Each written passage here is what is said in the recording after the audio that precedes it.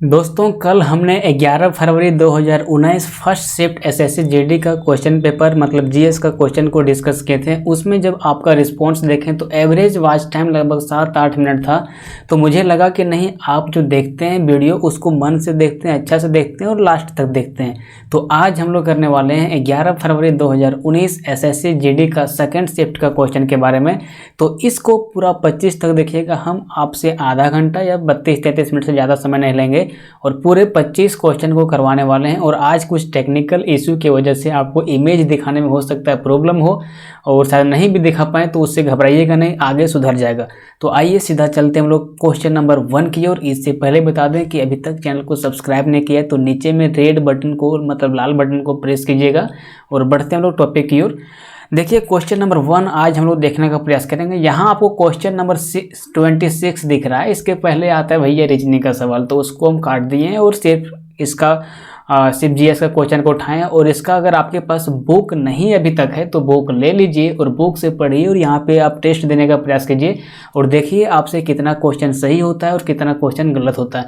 ये scientific proof हो चुका है कि कोई भी इंसान अगर किताब को अपने से पढ़ेगा तो उसको कम समझ में मतलब समझ में तो आता है लेकिन उसको कम समय तक याद रहता है। लेकिन कोई इंसान अगर बोले और उसको वह सुन ले तो वो उसको ज़्यादा लंबे समय तक याद रहता है। तो एक बार आप किताब को पढ़िए, उसके बाद जब हम यहाँ पे आपको बोलने का प्रयास करते हैं, यहाँ पे आपको बताने का प्रयास करते हैं, तो यहाँ पे आप टिक मारने का प्रयास कीजिए कि हमारा कौन सा क्वेश्चन सही हुआ, कौन सा क्वेश्चन गलत हुआ। इससे आपका स्ट्रेंथ बढ़ेगा और आप एग्जाम में मैक्सिमम क्वेश्चन को सॉल्व कर पाओगे। चलिए इतना ही बहस के साथ क्वेश्चन नंबर 26 मतलब क्वेश्चन नंबर 1 हम लोग यहाँ से देखने का प्रयास करते हैं। तो स्पर्श के कारण, इसका बुक का लिंक आपको डिस्क्रिप्शन में मिल जाएगा, वहाँ से आप अमेजोन से परचेस कर सकते हैं या फिर कोई लोकल दुकान में खरीद सकते हैं। ठीक है, क्वेश्चन नंबर 1 देखने का प्रयास कीजिए। स्पर्श के कारण पौधों में दिशात्मक विकास गति कहलाती है।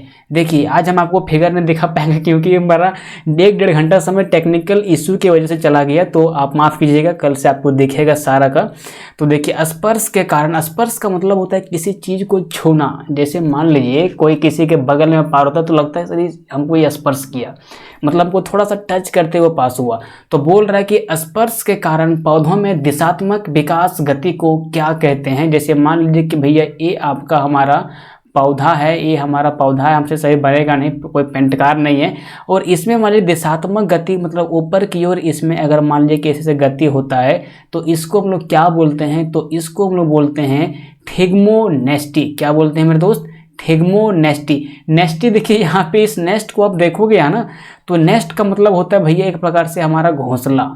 ठीक है, अब घोंसला में पंछी रहती है, पंछी पेड़ पर बैठती है, पेड़ ऊपर उठता है, तो इस तरह से थोड़ा लॉजिक लगाइएगा ना तो याद हो जाएगा। तो थिग्मोनेस्टी जो है सो स्पर्श के कारण पौधों में दिशात्मक विकास गति कहलाती है। ठीक है, अब बढ़ते हैं क्वेश्चन नंबर 2 की ओर। क्वेश्चन नंबर 2 हमारे पास है मेरे दोस्त, क्वेश्चन नंबर 2 है महानदी और गोदावरी के डेल्टा, उसके बाद ब्लैंक स्थान है, मिट्टी से समृद्ध है। समृद्ध का मतलब होता है कहीं पे अगर कोई चीज़ प्रचुर मात्रा में है तो उसको हम लोग बोलते हैं समृद्ध।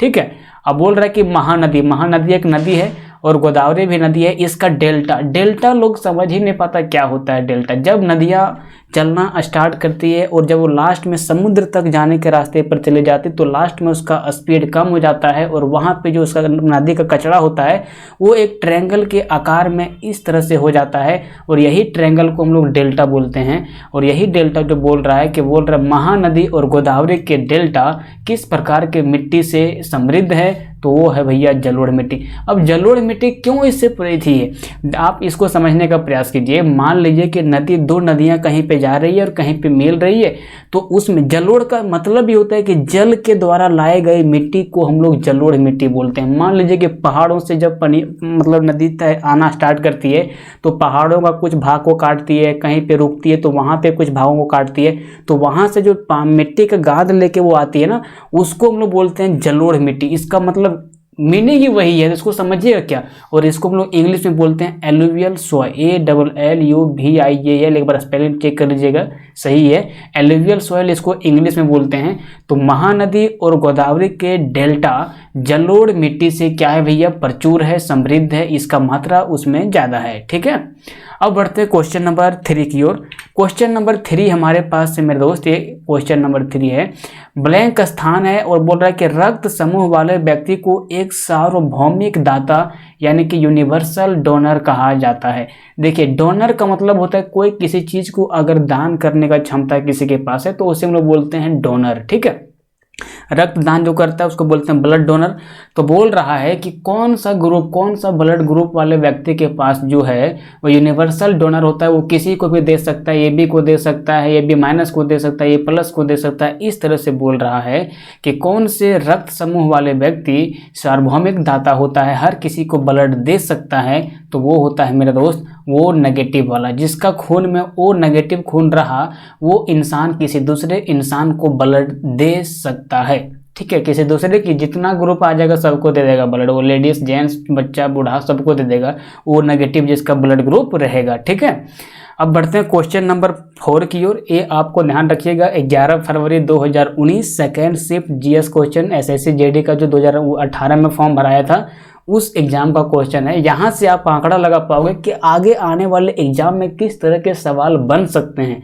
आपको पता होना चाहिए कि भविष्य का निर्धारण करने के लिए भूतकाल में बीती घटनाओं को देखते हैं, क्या भूतकाल में बीता है, उसी के अनुसार हम लोग आगे प्रेडिक्ट करते हैं कि क्या हो सकता है।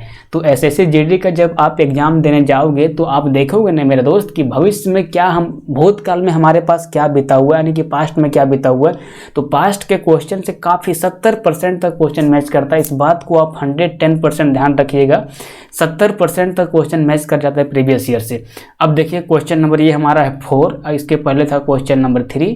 क्वेश्चन नंबर 4 है, योजना आयोग की स्थापना कब की गई थी? तो योजना आयोग की स्थापना भैया 1950 ईस्वी में की गई थी और यही योजना आयोग जो है ये मतलब चला था 1 जनवरी 2015 तक, 1 जनवरी 2015 से पहले, और 1 जनवरी 2015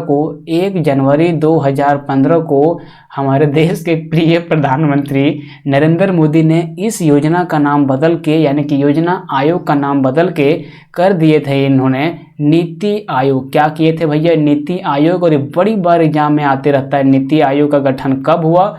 तो 1 जनवरी 2015 को हुआ। अब यहाँ से आपको पूछ देता है कि भैया बताइए नीति का फुल फॉर्म क्या होता है? नीति का मतलब वो नीति नहीं याद रखिएगा, निधि नीति वाला लड़की नाम, ये नीति का मतलब कुछ फुल फॉर्म होता है।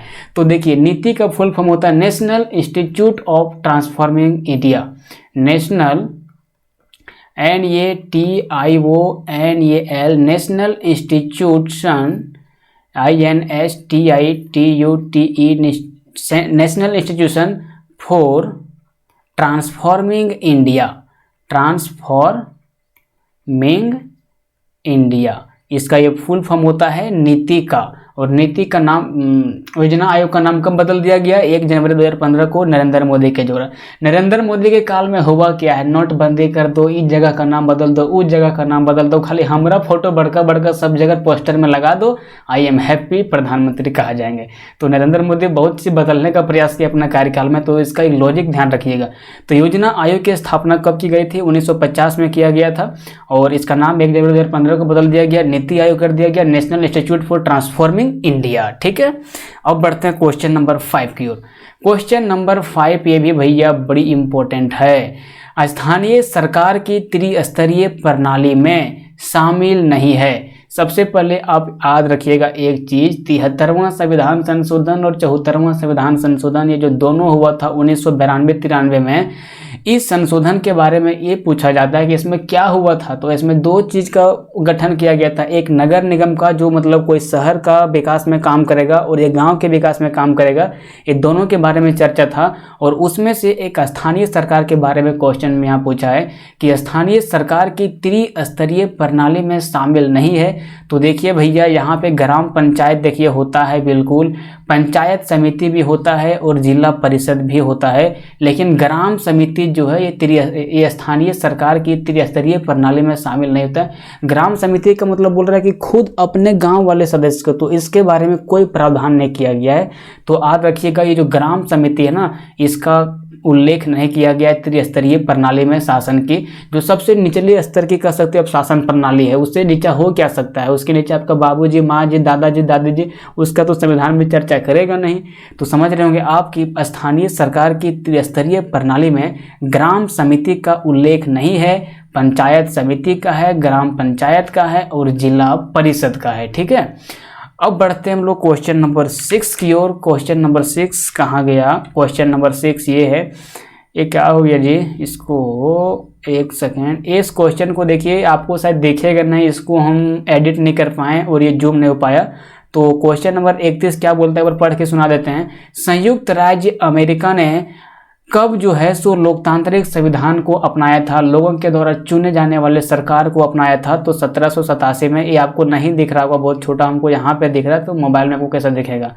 तो क्वेश्चन नंबर 31 को स्किप कीजिए, कल इसको या फिर कभी डिस्कस कर देंगे। अब बढ़ते हैं क्वेश्चन नंबर 7 की ओर। क्वेश्चन नंबर 7 है हमारे पास दोस्त, नेपोलियन किस युद्ध में हार गया था? नेपोलियन किस युद्ध में हार गया था? तो ये भैया हारा था वाटरलू के युद्ध में। नेपोलियन मतलब आप समझ सकते हो, नेपोलियन का जो तुलना होता है वो समुद्रगुप्त से होता है। भारत का नेपोलियन कहा जाता है समुद्रगुप्त को। तो नेपोलियन से एक चीज़ याद रखिएगा कि ये वाटरलू के युद्ध में हार गया था। और भारत का नेपोलियन किसे कहा जाता है? तो समुद्रगुप्त को कहा जाता है। ऐसा माना जाता है इतिहास में कि समुद्रगुप्त का जो घोड़ा था वो 3 समुद्र का पानी पीता था। अब 3 समुद्र का पानी पीता था तो लड़का लोग कन्फ्यूज कर जाता है कि एक बार इधर, एक बार उधर, एक बार उधर पीता था। नहीं, वो जो था भैया, एक अरब सागर का पीता था, एक बंगाल की खाड़ी का पीता था, एक निचुआ पीता था। तो 3 समुद्र का पानी पीता था उसका घोड़ा। किसका? समुद्रगुप्त का घोड़ा। और समुद्रगुप्त को भारत का नेपोलियन कहा जाता है। लेकिन यहाँ वो क्वेश्चन नहीं है, लेकिन वो क्वेश्चन पूछता है, यहाँ पे पूछ रहा है कि नेपोलियन किस युद्ध में हार गया था? तो ये हारा था भैया वाटरलू के युद्ध में। वाटर मतलब पानी, याद रखिएगा मेरे दोस्त। वाटर मतलब क्या होता है? पानी होता है। पानी में हार गया था कौन? नेपोलियन। ऐसे लॉजिक लगाओ नहीं, हमको कौन MBBS इसमें करना है और IAS बनना है, सिर्फ इसमें आप लोग क्या लगाना है? ट्रिक लगाना है। अब बढ़ते हैं क्वेश्चन नंबर 8 की ओर। क्वेश्चन नंबर 8 हमारे पास है भैया, क्या है मेरे दोस्त, निम्नलिखित में से कौन सा सबसे कठोर पदार्थ है? बड़ी बार रिपीट किया है, इसका कोई हद नहीं। केमिस्ट्री का क्वेश्चन है, बहुत बार रिपीट किया है। ये है भैया हमारा हीरा। क्या है मेरे दोस्त? हीरा। हीरा जो है सो सबसे कठोर पदार्थ है। यहाँ पे आप देखिएगा ना, तो यहाँ पे आपको लोहा भी दिख रहा है, यहाँ पे चांदी भी दिख रहा है, यहाँ पे कोयला दिख रहा है। ये तीनों का इंपॉर्टेंस मेरे दोस्त बहुत ज़्यादा है एग्जाम पॉइंट ऑफ व्यू से। यहाँ पे याद रखिएगा, लोहा को हम लोग डिनोट करते हैं Fe से और इसका जो एटॉमिक नंबर होता है 26 होता है। चांदी को हम लोग डिनोट करते हैं Ag से, जिसको इंग्लिश में सिल्वर बोलते हैं, और इसका एटॉमिक नंबर 47 होता है।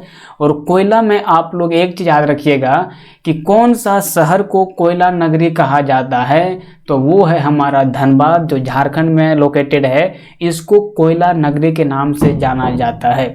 ब्लैक डायमंड हम लोग किसको बोलते हैं? तो कोयला को भी बोलते हैं। इस बात को भी याद रखिएगा कि काला सोना किसे कहा जाता है, काला हीरा किसे कहा जाता है?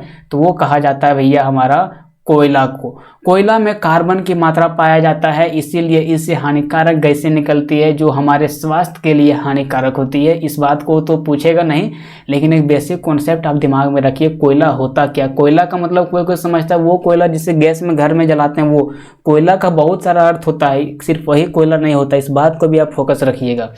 अब बढ़ते हैं क्वेश्चन नंबर 9 की ओर। Question number 9 that is very important question. Bharat में स्टैच्यू ऑफ यूनिटी, देखिए इस पॉइंट को पहले पकड़िए। स्टैच्यू होता क्या है? जब लड़का नया नया देखता है तो स्टैच्यू का मतलब ही नहीं समझ पाता है। देखिए स्टैच्यू का मतलब इसका हिंदी होता है मेरे दोस्त स्मारक। स्मारक फिर होता क्या है मेरे दोस्त? स्मारक क्या होता है? जैसे मान लीजिए कि कोई फेमस आदमी देहांत हो गया, कोई फेमस आदमी मर गया, मान लीजिए गलती से इंडिया का बहुत मतलब प्रसिद्ध आदमी, किसी का नाम नहीं लेंगे सोशल मीडिया प्लेटफॉर्म पे, कोई मर गया, अब वो बहुत इंपॉर्टेंट आदमी है, तो कहेगा अरे भैया वो मर गया, अब इसका हम लोग याद नहीं करेंगे तो आदमी स्वर्ग में क्या सोचेगा, कहीं भी गया होगा तो कि हमको कोई याद नहीं कर रहा है। तो उसके लिए क्या करता है यहाँ के लोग, उसका एक मूर्ति बनाता है और वही मूर्ति को बोलते हैं स्मारक। क्या बोलते हैं मेरे दोस्त? स्मारक, यानी कि स्टैच्यू। तो स्टैच्यू ऑफ यूनिटी, यूनिटी का मतलब होता है एकता, इंग्लिश में इसको लिखते हैं। ये स्टैच्यू ऑफ यूनिटी जो है वो दुनिया की सबसे ऊंची प्रतिमा मतलब हो सकता है मूर्ति ही है।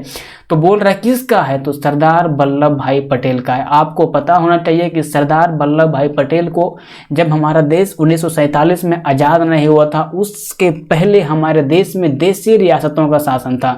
अगर कोई एरिया में गए तो वहाँ का कोई अलग आदमी शासन कर रहा है, अगर मध्य प्रदेश गए तो वहाँ पे कोई अलग आदमी शासन कर रहा है, पंजाब गए तो वहाँ पे कोई अलग शासन कर रहा है, राजस्थान में कोई अलग शासन कर रहा है। अब हमारा देश 1947 में आज़ाद हो गया, तब जो जितना रजवा था सब बोला रे साला, अगर तुम इंडिया में मिल जाएंगे, पूरा सब जमीन हम दे देंगे तो हमारा फिर बचेगा क्या। तो वही काम कहते हैं सरदार वल्लभ भाई पटेल ने किसी से रिक्वेस्ट करके, किसी को लतिया के, किसी को भगा के सारे जमीन को एकत्रित करके पूरे इंडिया में मिला दिए थे। कौन, तो सरदार वल्लभ भाई पटेल। इसीलिए इसका मूर्ति बनाया है, स्टैच्यू ऑफ यूनिटी। इन्होंने ही इंडिया को यूनाइट करने का, इंडिया को एकत्र करने का, इंडिया को एक साथ पिरोने का काम किया था। कौन, तो सरदार वल्लभ भाई पटेल। तो भारत में statue of unity Sardar Vallabh भाई पटेल दुनिया की सबसे ऊंची प्रतिमा है। और इसका ऊंचाई भी पूछ दिया जाए तो इसका ऊंचाई है मेरे दोस्त 182 मीटर, जो कि गुजरात में लोकेटेड है। और इसको बनाने वाला जो कौन था, तो सिर्फ आप याद रखिए तुषार। देखिए कोई भी चीज़ को याद करना है तो लंबा नाम नहीं याद रखिएगा। जैसे आपको बोलेगा भारत का प्रथम प्रधानमंत्री कौन है, तो खाली नेहरू जी बोलिएगा, ऐसा नहीं कि पंडित जवाहरलाल नेहरू। पंडित जवाहरलाल नेहरू 4 गो पॉइंट बोलिएगा, इतना में आप 4 GS दूसरा याद कीजिएगा। सबको पकड़ने का अगर आपको प्रयास करना है तो उसका छोटा सा एक कीवर्ड को पकड़िए, जिस तरह से गूगल पकड़ता है, यूट्यूब पकड़ता है, फेसबुक पकड़ता है, सिर्फ कीवर्ड पकड़िए, उसी से आपको याद हो जाएगा सारा चीज। पूरा याद करने का प्रयास कभी मत कीजिए।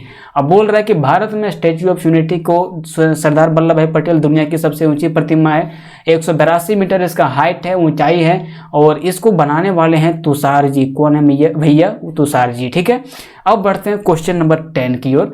क्वेश्चन नंबर 10 हमारे पास क्या है, इसको भी देखने का प्रयास करते हैं। क्वेश्चन नंबर 10 है, बेगम हजरत महल भारत के निम्नलिखित में से किस विद्रोह से संबंधित है। इस तरह के क्वेश्चन को बनाना थोड़ा सा हार्ड हो जाता है अगर हम एज ए स्टूडेंट बात करते हैं तो। अभी तो हम देख लिए, आपको बताने का प्रयास कर दे रहे हैं, कोई दिक्कत नहीं है। लेकिन अगर आप एग्जाम फेस करने जाते हो तो वहाँ पे इस तरह का क्वेश्चन अगर नहीं पढ़े कहीं पे तो दिक्कत हो जाता है। अब बोल रहा है कि बेगम हजरत महल भारत के निम्नलिखित में से किस विद्रोह से संबंधित है। तो इसका सही उत्तर होगा सिपाही विद्रोह 1857 में। आप सभी को पता है सिपाही विद्रोह 1857 में क्यों हुआ था। मंगल पांडे के पिस्तौल में उसको बोला था, उसमें गाय का चर्बी वगैरह मिला दिया था और बोल रहा था इसको आप हाथ से मुंह से खींचो और बंदूक चलाओ। तो मंगल पांडे भैया एक थे ब्राह्मण कास्ट का आदमी, ब्राह्मण आदमी सब काम करेगा नहीं। अब बेचारा को गुस्सा चढ़ गया और लतियाया पूरा अंग्रेज वाले को। तो 1857 को सिपाही विद्रोह बोला जाता है, किस लिए, क्योंकि 1857 में जो मंगल पांडे को गाय का मांस मतलब कुछ करके उसको मतलब अवहेलना करना चाह रहा था उसका धर्म को, इसीलिए मंगल पांडे गोसाए थे और वो एक सिपाही थे। इसीलिए 1857 के क्रांति को सिपाही विद्रोह कहा जाता है। एक बात और याद रखिएगा, 1857 के क्रांति को स्वतंत्रता का प्रथम क्रांति भी कहा जाता है कि हम स्वतंत्र होने की मांग करते हैं, अंग्रेज से नहीं डरते हैं, अंग्रेज की वस्तुओं को अवहेलना करते हैं, अंग्रेज का इज्जत नहीं करते हैं। इसका फर्स्ट शुरुआत हुआ था भैया 1857 के क्रांति में। और 1857 का क्रांति इंडियन लोग हार गया था। इंडियन का एक खास बात सही नहीं है, क्या सही नहीं है कि इन लोगों में एकता का कमी हो जाता है। हमारा अभी 140 करोड़ का आबादी हो चुका है, उस समय तो कम था, उसका कोई वैल्यू नहीं रखिएगा। लेकिन फिर भी अंग्रेज से इंडियन ज़्यादा था। अगर इंडियन चाहता तो अंग्रेज को लतिया के इंग्लैंड भगा देता, लेकिन उसके पास क्या था, उसके पास सारे के अंदर यूनिटी था। जब कोई लड़ता था तो एक टेक्नोलॉजी तो उसके पास था भैया, बंदूक उंदूक, इंडिया के पास लाठी पहना था, इसे कितना चालाक मार पाएगा। तो ये इसके पास डिमेरिट था इंडियन आर्मी के पास, कर सकते हो। उस समय इंडियन आर्मी था ही नहीं, मतलब इंडियन सिपाही के पास। और ये लोग यूनाइट नहीं हो पाते थे, अंग्रेज को मार नहीं पाते थे। और किसी को भी हराना है तो आपको एकता होना ही पड़ेगा, बिना एकता के आप किसी को हरा ही नहीं सकते। तो इसको इसमें याद रखिएगा। बेगम जो हजरत महल जी हैं, ये भारत के निम्नलिखित में से किस विद्रोह से संबंधित है, तो 1857 के क्रांति से। ठीक है, अब बढ़ते हैं क्वेश्चन नंबर 11। क्वेश्चन नंबर 11 हमारे पास यहाँ पे है, राष्ट्रीय ग्रामीण रोजगार गारंटी अधिनियम। अधिनियम देखो भैया, कानून को बोलते हैं, एक्ट को बोलते हैं, इस बात को याद रखिएगा। कब पारित किया गया था, तो इसको पारित किया गया था भैया 2005 में। इसको पारित करने का मेन मकसद क्या था? सरकार ने देखा हमारे देश में लाचारी, गरीबी, यहाँ पे दरिद्रता, यहाँ के लोगों के पास रोजगार नहीं है, तो इन सब चीज़ों को ध्यान में रखते हुए सरकार ने 2005 में इस बात का डिसाइड किया कि यहाँ पे हम एक नरेगा का स्कीम चलाएंगे और इस नरेगा के स्कीम में हम कुछ लोगों को छूट देंगे कि एक साल में अब 3 महीना तक आपको रोजगार एनी हाउ मिलना ही मिलना है, आपके गांव से 5 किलोमीटर के नज़दीक में रोजगार मिलना है। तो इस तरह की योजना को हम लोग बोलते हैं राष्ट्रीय ग्रामीण रोजगार गारंटी योजना, जिसको NREG ये शॉर्ट में बोला जाता है और इसका मतलब होता है national rural employment guarantee act. और इसी में MN जोड़ देता है तो बन जाता है महात्मा गांधी, और इसी को हम लोग बोल देते हैं मनरेगा, जो हमारे गांव तरफ चलते रहता है। तो इस बात को याद रखिएगा कि ये नरेगा जो है इसका स्टार्ट हुआ था 2005 में, और इसी नरेगा में इसका नाम के आगे MN जोड़ दिया तो ये बन गया मनरेगा, और MN का मतलब हो जाता है महात्मा गांधी। तो Mahatma Gandhi national rural employment guarantee act इसका फुल फॉर्म हो जाता है, कभी कभी पूछबो करता है। तो याद रखिएगा राष्ट्रीय ग्रामीण रोजगार गारंटी अधिनियम यानी कि नरेगा की शुरुआत कब हुआ था? तो 2005 में हुआ था। ठीक है, अब बढ़ते हैं क्वेश्चन नंबर 12 की ओर। क्वेश्चन नंबर 12 हम लोगों के पास क्या है मेरे दोस्त? उस प्रसिद्ध भारतीय क्रिकेटर का नाम बताइए जिसने a century is not enough. इसको देखिए, कोई बुक का नाम अगर इंग्लिश में हो तो हिंदी में पढ़ने में मज़ा नहीं आता है। अब इसको इंग्लिश में थोड़ा सा लेके आपको दिखाते हैं। ए सेंचुरी इंग्लिश में आप इसको अच्छा से समझ पाइएगा, is not enough, NOTENOUGH, a century is not enough. देखिए पुस्तक से 2 क्वेश्चन या फिर एक क्वेश्चन आपका एग्जाम में 25 क्वेश्चन में एक आ ही जाता है। तो बोल रहा है कि a century is not enough पुस्तक को किसने लिखा है? तो इसको लिखा है भैया हमारा सौरभ गांगुली जी। ठीक है, इसको सीधा रखिए, इसमें क्या आपको बताएं, कोई टेक्निक ही इसका नहीं है। अब बढ़ते हैं क्वेश्चन नंबर 13 की ओर। क्वेश्चन नंबर 13 हमारे पास क्या है मेरे दोस्त? देखिए ये आपका एग्जाम हुआ था भैया 2019 में। इसमें देखिए करंट अफेयर का क्वेश्चन तो आया था। अब अभी जैसे मान लीजिए कि आपका 2021 में एग्जाम होगा तो यहाँ पे कोई इंपॉर्टेंट कोई चीज़ हो जाता है तो वो आपको 2020 वाला भी करंट अफेयर पूछ सकता है, 2019 वाला पूछ सकता है। तो जब आपका 2019 में एग्जाम हुआ था तो उस समय पूछ दिया था कि 2017 में जो है सो मिस वर्ल्ड का प्रतियोगिता किसने जीता था? तो वो जीती थी भैया मानुषी छिल्लर। इसको याद रखिएगा, एक करंट अफेयर का टॉपिक हो जाता है, स्टैटिक नहीं होता है।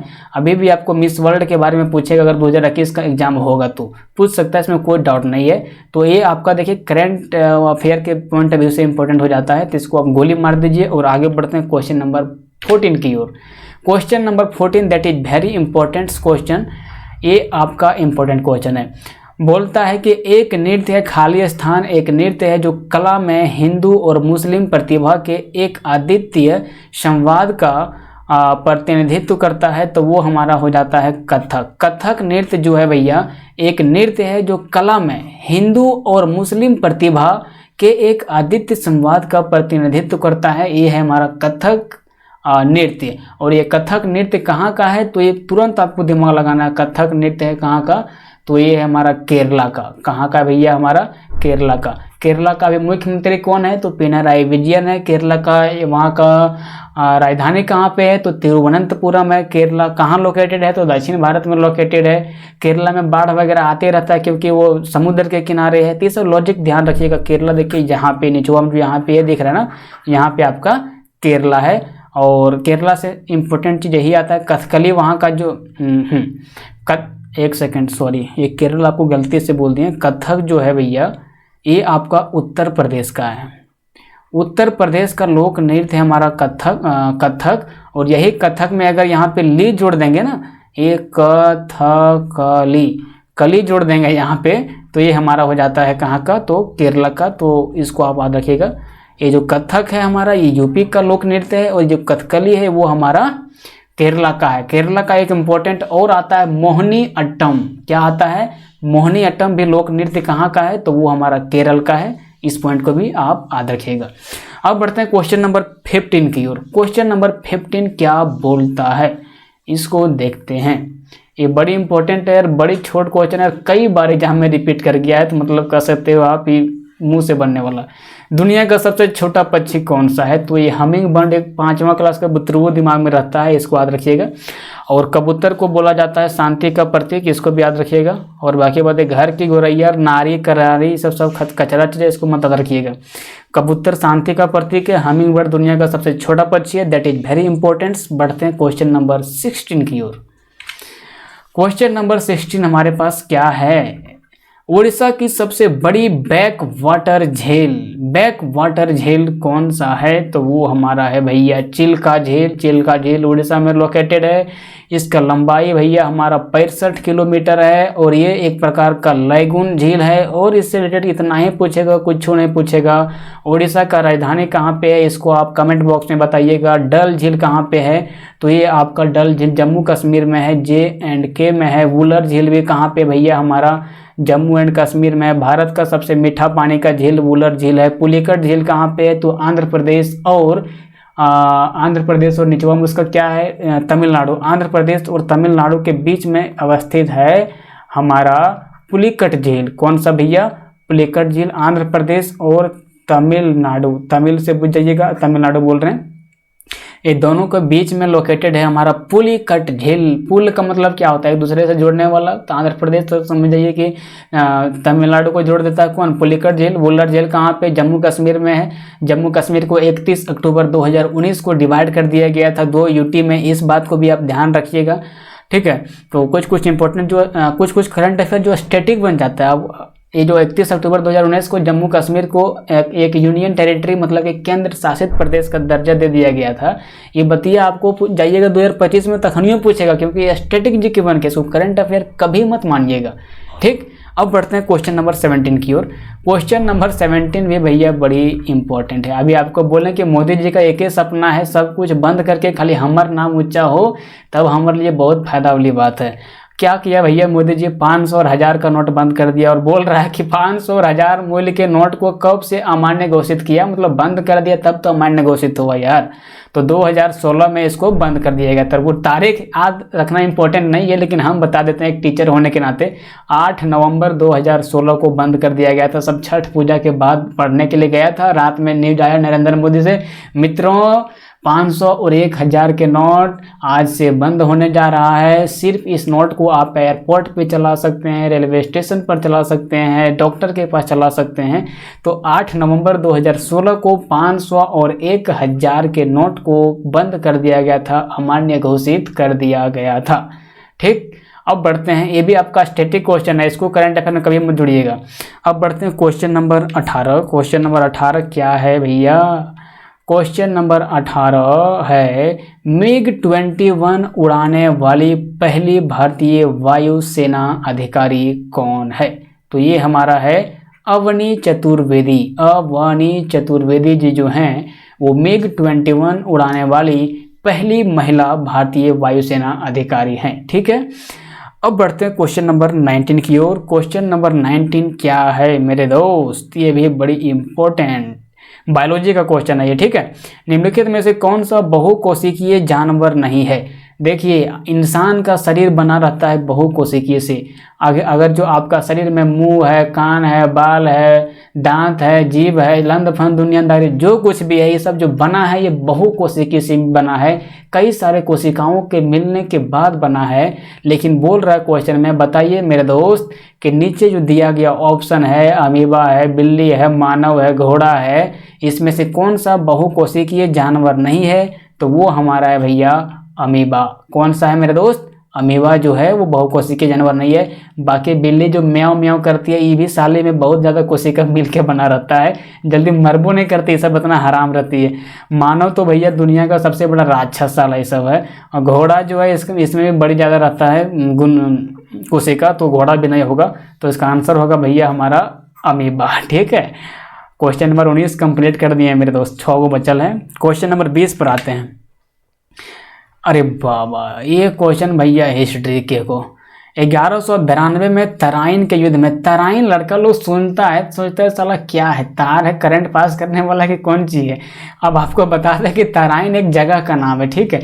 जैसे कहीं पे युद्ध हुआ, बक्सर जैसे कि कहाँ पे, बक्सर अभी बिहार में है, ठीक है। पलासी पश्चिम बंगाल में है। तो पलासी का युद्ध 1757 में हुआ। तो देखिए जो जगह पर युद्ध होता है वहीं का नाम से उस जगह का नाम से ही उस युद्ध का नाम देता है। जैसे पलासी कहाँ पे, पश्चिम बंगाल में। अब वहाँ पे भाई वह युद्ध हो तो वकर नाम दे देगा पलासी का युद्ध। बक्सर यहाँ पे आपका बिहार में पड़ता है, तो बिहार में बक्सर के जगह में लड़ाई हुआ था अंग्रेज से, तो उसका नाम दे दिया बक्सर का युद्ध। उसी तरह से देखिएगा पानीपत कई बार आता है। पानीपत हमारा हरियाणा में है, तो हरियाणा में जब भी लड़ाई हुआ था पानीपत में, उसका नाम पानीपत दे दिया गया था। उसी तरह से तराइन भी एक जगह का नाम है। अब बोल रहा है कि 1192 ईस्वी में तराइन के युद्ध में पृथ्वीराज चौहान को किसके हाथों से पराजित होना पड़ा था, तो वो था इकुत्ता मोहम्मद गौरी। ठीक है, ये सब जितना अफगान वाले थे आप इसको मैप से समझिएगा। ऐसे हमारा इंडिया का मैप बनता है। इधर आपका गुजरात बाबू है, इधर आपका राजस्थान बाबू है। ऐसे करके हमारा इंडिया का मैप हमसे सही बनेगा नहीं, लेकिन ऐसे करके है। और इधर से जो है भैया, इधर से सब कुत्ता लोग, सब अरब लोग आके हमारा इंडिया पर शासन करना चाहता था। यहाँ के धन संपत्ति को देख के, यहाँ के संपदा को देख के इन लोगों का ध्यान अट्रैक्शन हो गया। जिस तरह से लड़का का ध्यान लड़की पर अट्रैक्शन होता है, साला इस सब का ध्यान हमारा इंडिया के खजाना पर अट्रैक्शन हो गया था। और इंडिया पर कब्जा करने के लिए इन्होंने बहुत ज़्यादा प्रयत्न किया था। और 1192 में तराइन का युद्ध हुआ था पृथ्वीराज चौहान के बीच में और मोहम्मद गौरी के बीच में, और मोहम्मद गौरी इसमें विजय हो गया था। इस बात को आप ध्यान रखिएगा। ठीक, खत्म हो गया 20 नंबर क्वेश्चन। बढ़ते हैं 21 नंबर क्वेश्चन। क्वेश्चन नंबर 21, ये वाला इतना इम्पोर्टेंट और कोई लिमिट ना हो। किस राज्य में सबसे बड़ी तट रेखा है? तट का मतलब समझिएगा, तट को हम लोग बोलते हैं कोस्टल एरिया को। जैसे इंडिया का मैप तो आपको याद होना ही चाहिए, इस बात को हम 50 व 100 बार बोलेंगे। इंडिया का मैप याद रहेगा तो छुच्छे मतलब बिना जान लो क्वेश्चन में आंसर मार दीजिएगा, कौन सही कौन गलत होगा। सो ऐसे मान लीजिए कि ये हमारा गुजरात बाबू है। ऐसे निचवा में जाइएगा तो यहाँ महाराष्ट्र है, यहाँ पे गोवा है, यहाँ पे उसका नीचे केरला है, इसका नीचे यहाँ तमिलनाडु। इससे हमारा इंडिया का मैप बन जाता है। अब वो वाला नहीं बना रहे हैं। अब बोल रहा है कि किस राज्य में सबसे बड़ी तट रेखा है। सबसे पहले हमारा लॉजिक आना चाहिए भैया, तट रेखा का बात कर रहा है। तट रेखा तो हमारा यूपी में नहीं हो सकता है, बिहार में नहीं हो सकता है, क्योंकि ये सब तो समुद्र से जुड़ा है नहीं। हमारे देश के 28 राज्यों में मात्र 9 राज्य ही ऐसे हैं जिसका सीमा समुद्र के साथ लगता है। नंबर 1 कहा जाए तो गुजरात होगा, नंबर 2 कहा जाए तो महाराष्ट्र होगा, उसका निचवा में आइएगा तो गोवा होगा, कर्नाटका होगा, उसके नीचे आइएगा तो हो जाएगा आपका केरला, फिर इधर बढ़िएगा तो आपका हो जाएगा तमिलनाडु, उसके बाद आंध्र प्रदेश, उड़ीसा, और उसके ऊपर जाइएगा तो पश्चिम बंगाल। गिन के देखिएगा 9 राज्य हो जाएगा। और यही 9 राज्य जो है सो समुद्र के साथ सीमा साझा करता है। और इन 9 राज्य में सबसे बड़ी तट रेखा की बात किया जाए तो वो हमारा होता है गुजरात का। कहाँ का भैया? गुजरात का, जहाँ का मोदी जी, अमित जी, ये सब बड़का बड़का नेता हम लोग का है। अब बढ़ते हैं क्वेश्चन नंबर 22 की ओर। क्वेश्चन नंबर 22 क्या कहता है? हाँ, ये भी इम्पोर्टेंट है, कम इम्पोर्टेंट लेकिन है। प्रथम विश्व युद्ध आपको पता है भैया कि 1914 से चला था 1918 के बीच में। प्रथम युद्ध सब छटपटा रहा था, आज से 100 साल पहले भी सब जिस तरह भी छटपटा रहा है। हम बोल रहा है कि प्रथम विश्व युद्ध में अपने प्राणों की बाजी लगाने वाले, यानी कि अपने प्राण को निछावर करने वाले भारतीय सैनिकों की याद में, भैया भारतीय सैनिक, इंडियन आर्मी इंडिया का जान है। अगर इंडियन आर्मी नहीं रहेगा तो इंडिया का रक्षा कर पाना, इधर चुतिया पाकिस्तान से, इधर आपका चाइना से, और भी बहुत, इधर बांग्लादेश से, इस सबसे रक्षा कर पाना हमारे लिए इम्पॉसिबल हो जाएगा, उधर अफगानिस्तान से। इसलिए इंडियन आर्मी कर सकते हो, इंडिया का हार्ट है, इंडियन आर्मी है तो इंडिया का सारा पार्ट बचा हुआ है। अब देखिए बोल रहा है कि प्रथम विश्व युद्ध जो 1914 से 18 के बीच में चला था, अपने प्राणों की बाजी लगाने वाले भारतीय सैनिकों की याद में बनाया गया अखिल भारतीय युद्ध स्मारक आज किस नाम से जाना जाता है? तो वो जाना जाता है भैया इंडिया गेट के नाम से। जितने भी सैनिक भैया शहीद होते हैं कोई युद्ध में, कोई खराब पाकिस्तान की स्थिति में, तो उनका जो कह सकते हो आप लिखावट होता है वो इंडिया गेट में लिख दिया जाता है। और आज भी ये दिल्ली में लोकेटेड है। ये इम्पोर्टेंट है। लाल किला कहाँ पे भैया? तो लाल किला शाहजहां बाबू बनवाया था और ये भी दिल्ली में स्थित है। कहाँ पे है भैया? दिल्ली में स्थित है। चार मीनार आपका हैदराबाद में है, इसको याद रखिएगा, जो कि अभी वर्तमान में तेलंगाना में लोकेटेड है भैया अमर। जामा मस्जिद दिल्ली में है, इसको याद रखिएगा। सीधा खड़े पूछता है, बताइए जामा मस्जिद कहाँ पे लोकेटेड है, ठीक है। तो इस तरह से 22 क्वेश्चन कंप्लीट हुआ। 23वां नंबर क्वेश्चन पर चलते हैं। क्वेश्चन नंबर 23 हमारे पास, भारत के स्वतंत्र होने के बाद कौन सी हिंदी फिल्म भारतीय हॉकी टीम के पहले स्वर्ण पदक पर आधारित है? तो वो है भैया गोल्ड। देखिए अभी हम लोग क्रिकेट को बहुत ज़्यादा वैल्यू देते हैं, अभी देखते हैं विराट कोहली, धोनी, लंद फन फलना चिलना ढकना, लेकिन आज से अगर बात किया जाए लगभग 90 साल पहले 1928 का ओलंपिक, 1932 का ओलंपिक, 1936 का ओलंपिक, इस समय हमारे इंडियन का हॉकी टीम जो था वो बहुत ज़्यादा फेमस था वर्ल्ड लेवल पे। आप मेजर ध्यानचंद का नाम सुने होंगे। मेजर ध्यानचंद एक ऐसे कह सकते हो आप हॉकी के खिलाड़ी थे जिसके नाम पर अभी राजीव गांधी खेल रत्न पुरस्कार का नाम बदल के कर दिया गया। किसके नाम पर? तो मेजर ध्यानचंद के नाम पर। मेजर ध्यानचंद को हॉकी का जादूगर कहा जाता है, उसका हॉकी खेलने का अंदाज इतना बेहतरीन था। तो आपको यहाँ याद रखना है कि भारत के स्वतंत्र होने के बाद, भारत कब स्वतंत्र हुआ? 1947 में, 15 अगस्त 1947। कौन सी हिंदी फिल्म भारतीय हॉकी टीम के पहले स्वर्ण पदक पर आधारित है? तो वो फिल्म का नाम है गोल्ड। क्या है भैया? गोल्ड। स्वर्ण पदक का देखिए लॉजिक कैसे काम करता है उसको समझने का प्रयास कीजिए। स्वर्ण को अगर इंग्लिश में बात किया जाए ना तो स्वर्ण पदक को इंग्लिश में लोग बोलते हैं गोल्ड मेडल। क्या बोलते हैं भैया?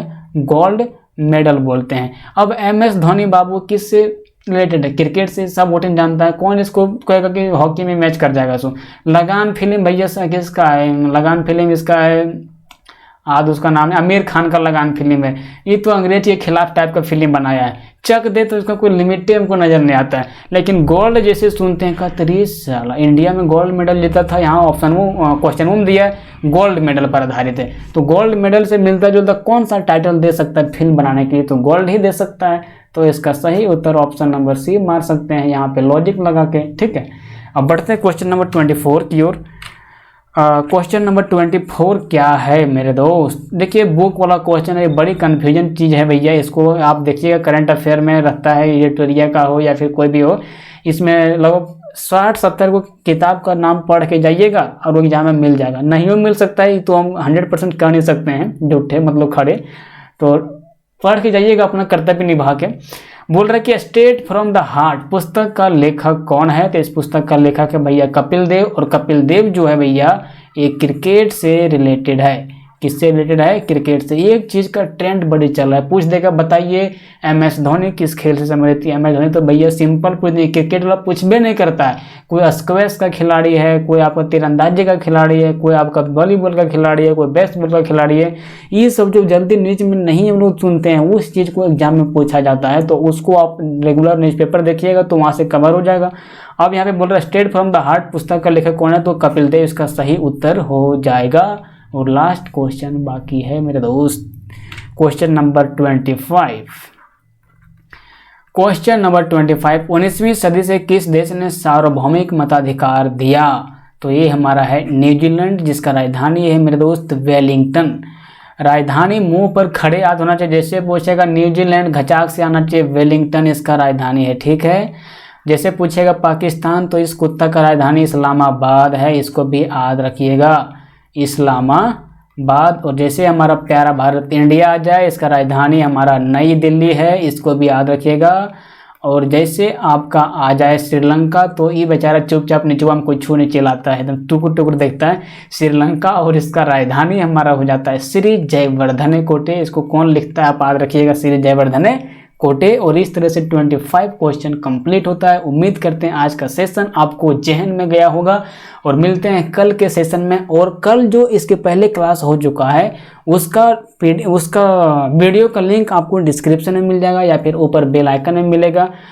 और आप हमारे चैनल के प्लेलिस्ट में जाइएगा तो वहाँ भी मिल जाएगा। अब इतना ही बात बोलेंगे भैया और मिलते हैं कल। तब तक के लिए एक बार फिर से जय हिंद, जय भारत।